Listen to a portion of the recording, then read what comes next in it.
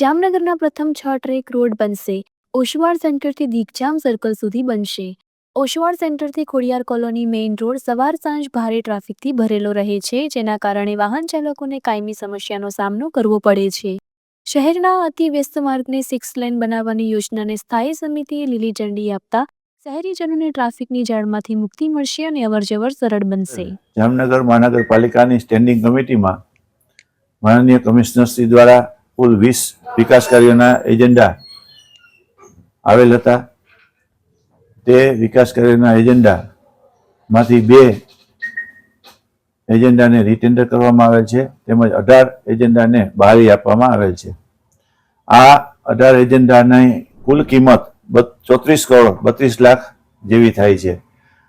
આજના વિકાસ કાર્યોમાં મુખ્ય કાર્યોમાં જામનગર શહેરના વિવિધ જે ડામર રોડ છે તેના પેચવર્ક જ્યાં જ્યાં જરૂર છે ત્યાં કરવા માટે અને જે રજૂઆત આવી છે તે સંદર્ભે જે પેચવર્કના ખર્ચ છે તેના 6 કરોડ અને 49 લાખનો ખર્ચની વિકાસ કાર્યના એજન્ડાને બહાલી આપવામાં આવે છે.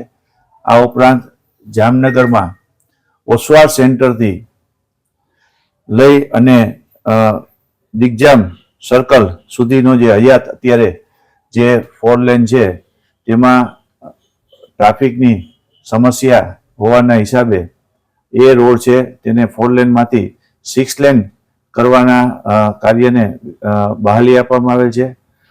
એટલે જે ત્યાં ખોડિયાર કોલોની રોડ જે અત્યારે હયાત ડિવાઈડર છે તે ડિવાઈડરને શિફ્ટ કરી અને બંને સાઈડ 3 લેન એમ 6 લેન રોડ બની જવાથી આગામી સમયમાં જામનગર શહેરમાં જે ટ્રાફિકના પ્રશ્ન છે તેમાં ખૂબ જ રાહત રહેશે.